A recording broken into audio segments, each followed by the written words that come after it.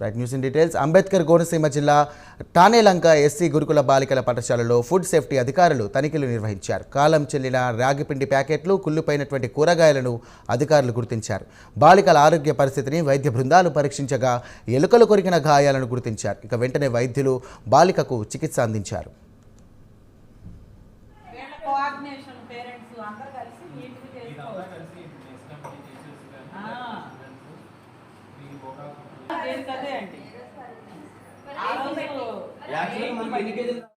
అయితే అన్నీ బాగానే ఉన్నాయి.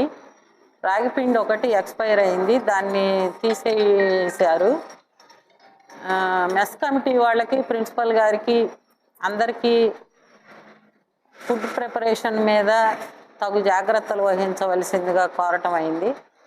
కంపల్సరీ వాళ్ళు సొసైటీ రూల్స్ ఫాలో అయ్యి ఏ రోజుకి ఆ రోజు జాగ్రత్తగా పాడైపోయిన కూరగాయల్ని తీసేసి మంచి కూరగాయలతో వంట చేయించాల్సిందిగా కోరటమైంది. శిక్షణా చర్యలు ఏమన్నా కానీ మా పై అధికారుల సూచనలతో చర్యలు తీసుకోవడం జరుగుతుందని వాళ్ళందరినీ ఆదేశించడం. ఈరోజు ఇక్కడ కోనసీమ జిల్లా ముమ్మిడివరం మండలంలోని ఎస్సీ వెల్ఫేర్ గురుకులం గర్ల్స్ స్కూల్ నందు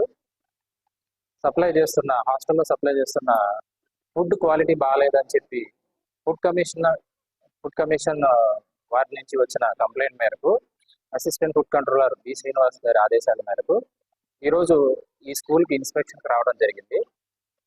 ఈ ఇన్స్పెక్షన్లో కిచెన్ మరియు స్టోర్ రూమ్ చెక్ చేయడం జరిగింది. ఈ చెక్కింగ్లో స్టోర్ రూమ్లో ఎక్స్పైర్ అయిపోయిన రాగిపిండి ప్యాకెట్లు 12 కనుగొనడం జరిగింది. దానిపైన తగిన చర్యల నిమిత్తం జాయింట్ కలెక్టర్ గారికి నివేదించబడింది.